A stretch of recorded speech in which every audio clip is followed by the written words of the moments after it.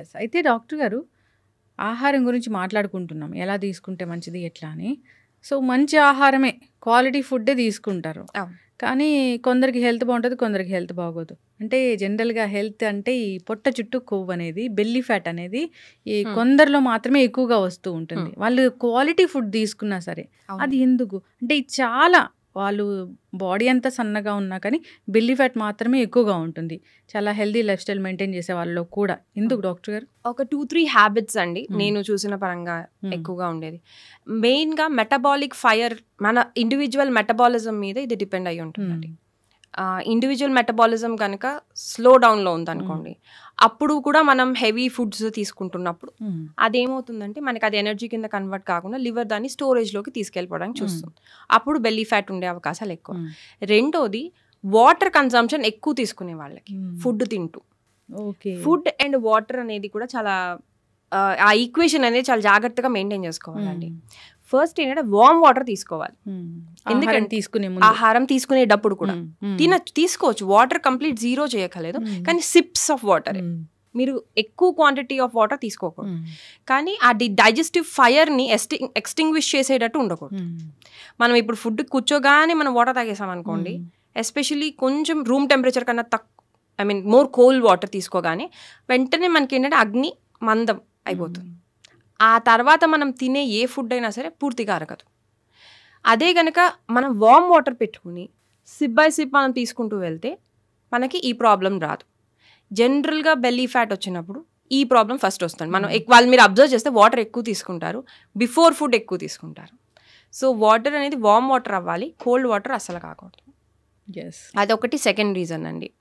Next వీళ్ళు తినే food quality ఉన్నా కూడా తినగానే మళ్ళీ వాళ్ళ లైఫ్ స్టైల్ ఏంటి అనేది కూడా ఈక్వల్లీ ఇంపార్టెంట్. యెస్. మనం ఎంత క్వాంటిటీ తింటున్నామో దానికి సరిపడా వర్క్ కూడా మనం చెయ్యాలి. హ్మ్. ఇది తినేసి మళ్ళీ మన సెడెంటరీ లైఫ్ స్టైల్ లేదా నిద్రపోవటమో హ్మ్. పడుకోవటమో హ్మ్. చేస్తున్నప్పుడు డెఫినెట్లీ అది hmm. That will not be utilize కంప్లీట్గా. అది Hmm. ఎనర్జీ ఫామ్లోకి మారదు. హ్మ్. అది స్టోరేజ్ ఫామ్లోకి వెళ్ళిపోతూ ఉంటుంది. యెస్. మెయిన్ మనం ఏంటంటే అందుకనే మేము చెప్పే న్యూట్రిషన్లో కూడా క్లినిక్లో హ్మ్. ఎక్కువ ఇండివిజువలైజ్డ్గానే వెళ్తాం. హ్మ్. ఇప్పుడు వాటర్ మెలన్ ఉందండి, దాంట్లో వాటర్ కంటెంట్ ఎక్కువ ఉంటుంది. హ్మ్. రూట్ వెజిటబుల్స్ ఉంటాయి, లైక్ స్వీట్ పొటాటోస్ అనుకోండి, క్యారెట్, అందులో కూడా కఫతత్వం కంపారిటివ్గా ఎక్కువ ఉంటుంది. హ్మ్.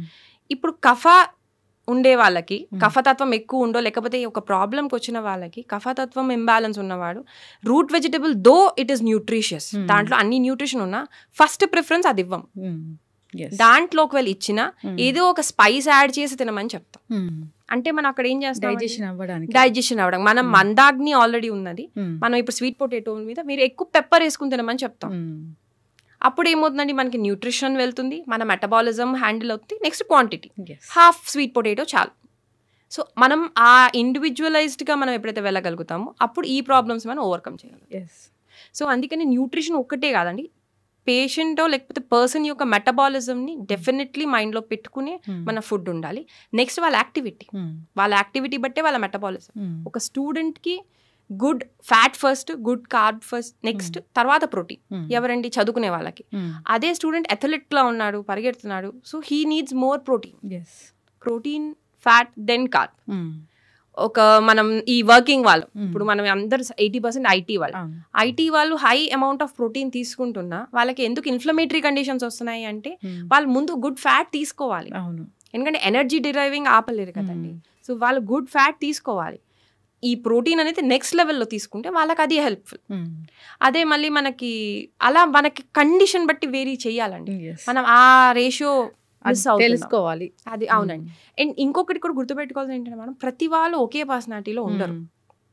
హెల్దీ పర్సనాలిటీ ఉండదు కానీ అందరికీ ఒకే బిఎంఐ ఉండదు. అవును. అది వేరియబుల్, డిపెండ్స్ ఆన్ పర్సన్. ప్రతి వాళ్ళు సన్నగానే ఉండాలి అనేది ఏం కాదు. ప్రతి వాళ్ళు ఒక పర్టిక్యులర్ వేస్టే ఉంటుంది, పర్టిక్యులర్ అందరూ దాంట్లో ఫిట్ కారు. మన పర్సనాలిటీ, మన కాన్స్టిట్యూషన్ బట్టి, మన యూనిక్ ప్రకృతి బట్టి చేంజ్ అవుతూ ఉంటుంది. సో దానికి సరిపడా మనతో. ఖచ్చితంగా డాక్టర్ గారు. మరి టేస్ట్ అంటే షడ్రుచులు అన్నారు, 6 రుచులు. ఇప్పుడు బిర్యానీ ఉంది, అసలు దాన్ని ఎట్లా మనం దాని టేస్ట్ అని చెప్తాము, ఏ రుచి అని చెప్తాము? యాక్చువల్ బిర్యానీ ప్రిపరేషన్లో మనం చూసినట్టయితే ఫస్ట్ మనం వాడేది grain, spices. So spice element ఎక్కువ ఉంటుంది.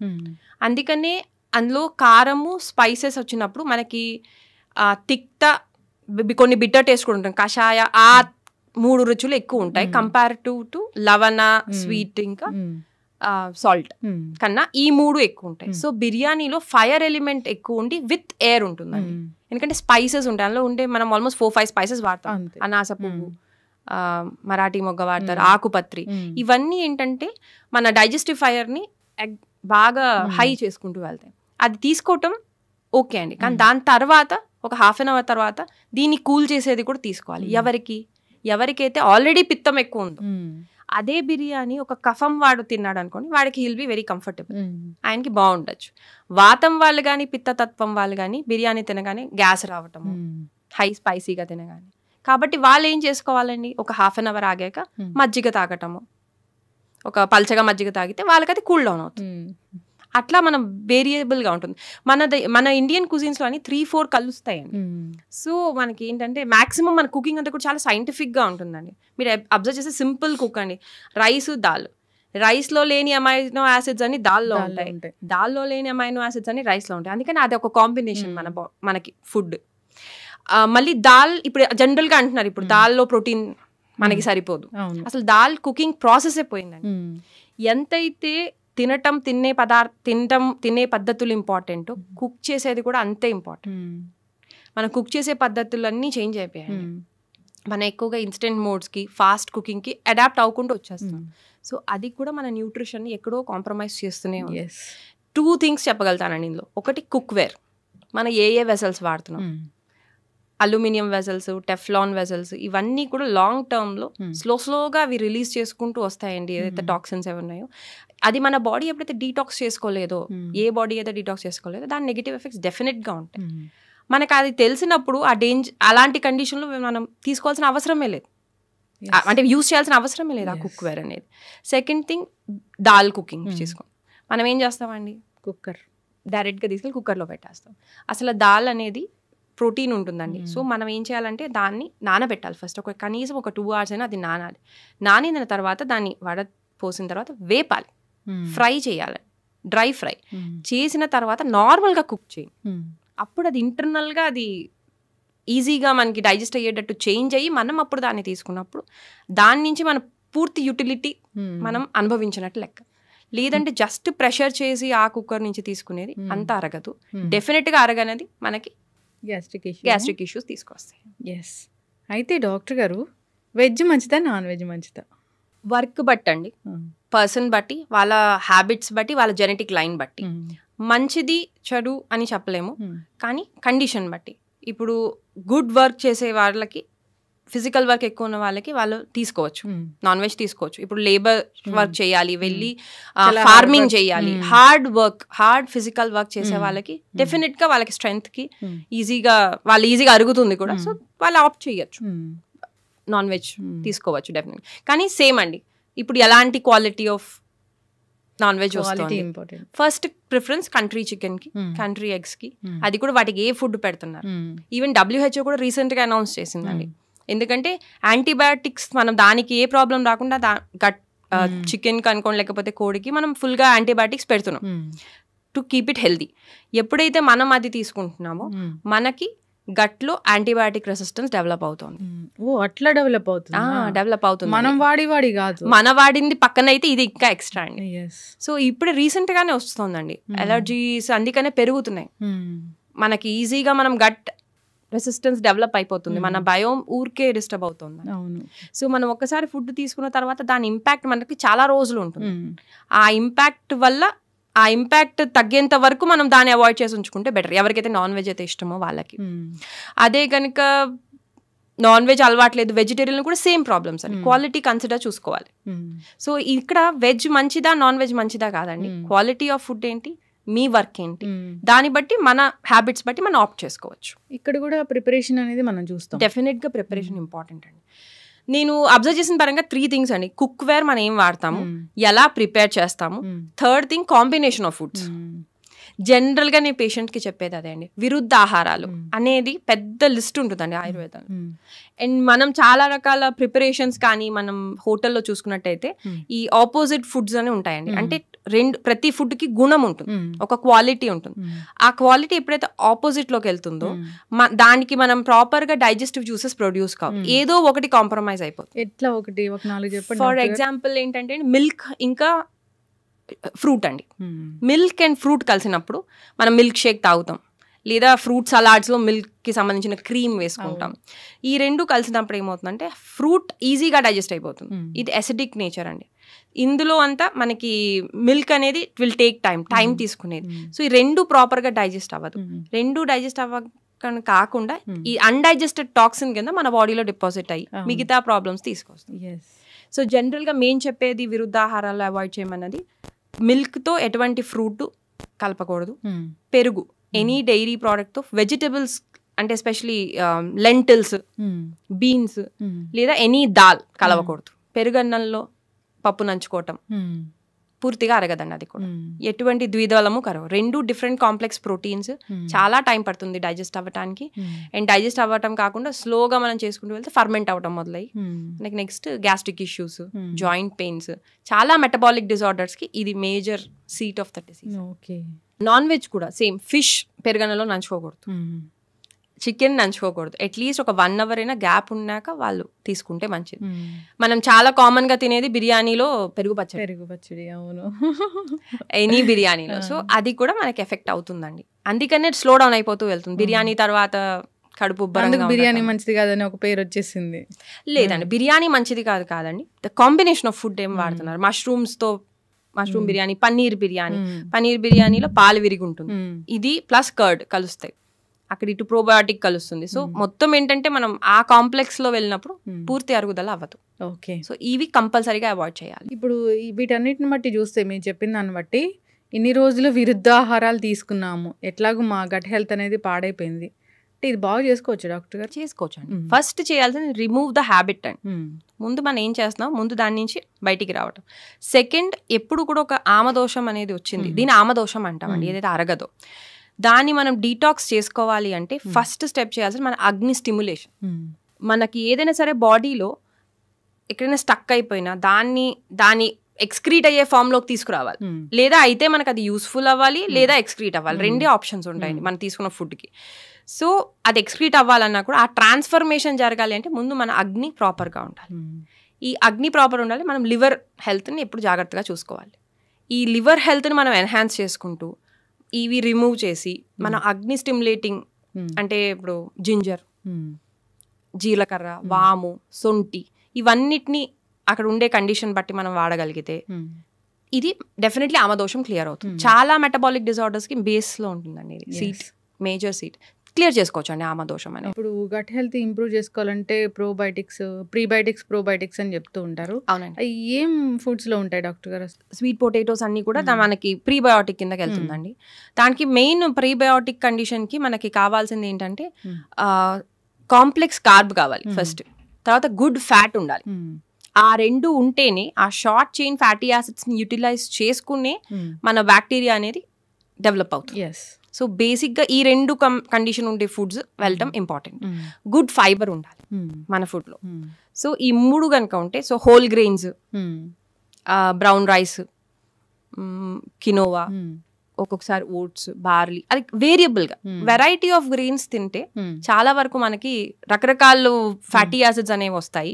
ఈ రకరకాల ఫ్యాటీ యాసిడ్స్ బేస్ మీద రకరకాల బయోమ్ డెవలప్ అవుతుంది, డైవర్సిటీ ఆఫ్ బయోమ్ పెరుగుతుంది. అంటే బోల్డ్ రకాల బ్యాక్టీరియా ఉన్నప్పుడు మనకి చాలా కండిషన్స్ ని మనం రెసిస్టెంట్ గా ఉండగలుగుతాం.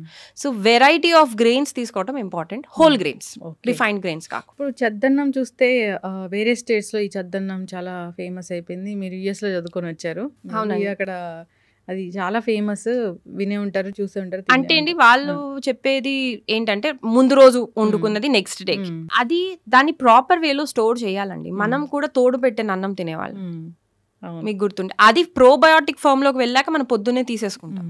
కానీ అది కూడా నా ఉద్దేశంలో పర్సన్ టు పర్సన్ వేరియబుల్ అయిపోతుందండి. అందరూ సద్దన్నం కరెక్ట్ కాదు, ఎందుకంటే దాంట్లో సేమ్ ఇప్పుడు అలర్జిక్ పేషెంట్ కి సద్దన్నం ఇబ్బంది అండి. ఎందుకంటే రైస్ లో మనం ఎప్పుడైతే స్టోర్ చేసుకున్నా, అంటే ఇప్పుడు మీ ఉద్దేశంలో ముందు రోజు వండేస్తారు, నెక్స్ట్ డే మార్నింగ్ అది తింటాం. అవును, అది తిన్నప్పుడు దాంట్లో కనుక ప్రోబయోటిక్స్ అవి యాడ్ అయి ఉంటే ఓకే అండి.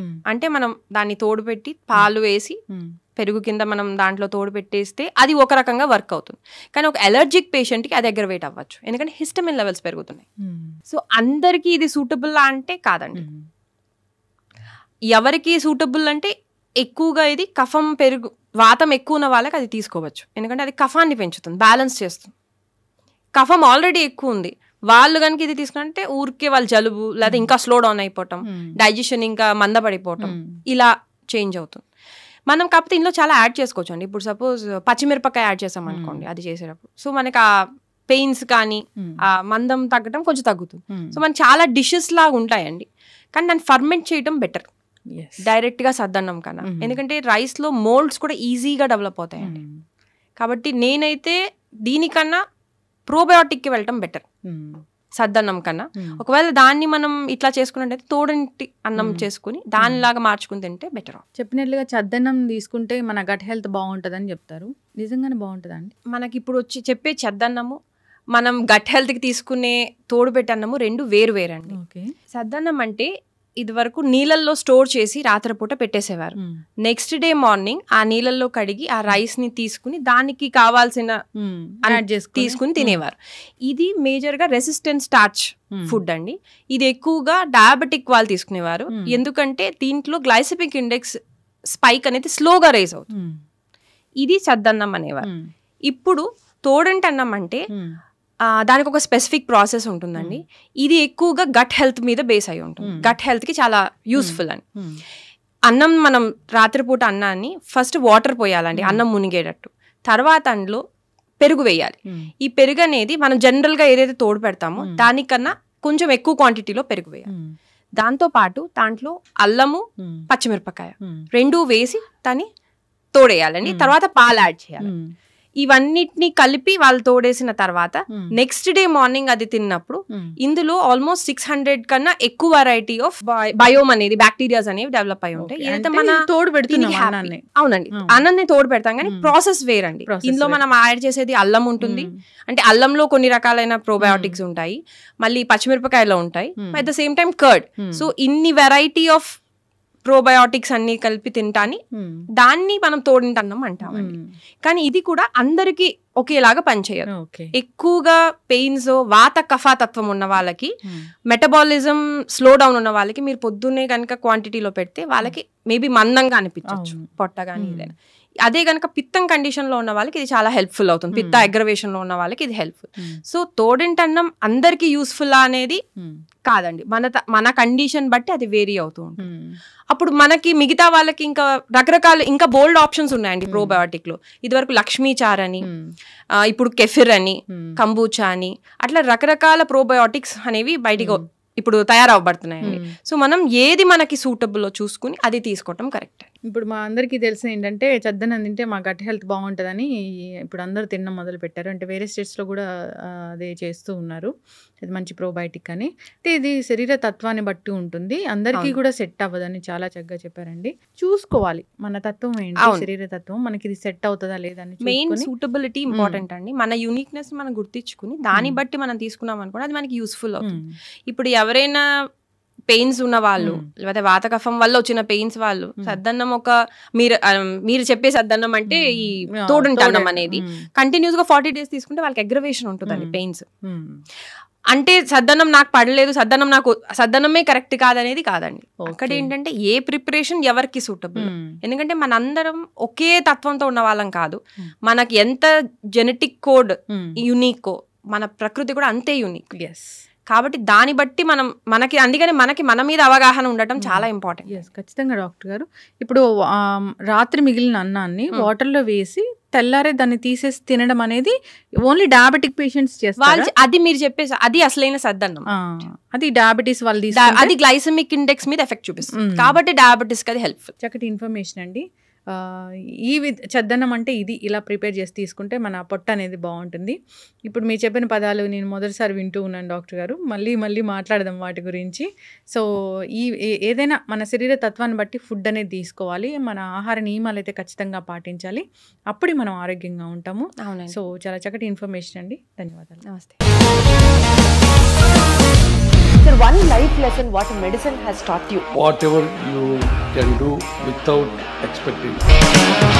బట్ ఐ రియలీ బిలీవ్ మన పాజిటివ్ యాటిట్యూడ్ ఉంటేనే మనం ఏదైనా సాధించగలం. గట్ ని మనం కరెక్ట్ గా డీల్ చేసినట్లయితే అది మనకి పాజిటివ్ హార్మోన్స్ ని రిలీజ్ చేస్తుంది. షుగర్ వచ్చిన వాళ్ళ పరిస్థితి ఏంటి? పొట్ట దగ్గర పెరిగితే దాన్ని ఆండ్రాయిడ్ అంటారు, ఆండ్రాయిడ్ ఫోన్ కదా. అసలు థాట్స్ ఎందుకు వస్తాయి? బ్రెయిన్ డెడ్ అంటే దానికి ప్రపంచం అంతా కూడా కొన్ని నిర్దిష్టమైనటువంటి లక్షణాలు. మానసికంగా ధైర్యంగా ఉంటే క్యాన్సర్ జయించవచ్చు. You are a doctor for a cause sir, అంతే. వాళ్ళకి వచ్చిన ఆదాయం కాకుండా ఫ్రీ సర్వీస్ ఎంతమందికో చేస్తుంది.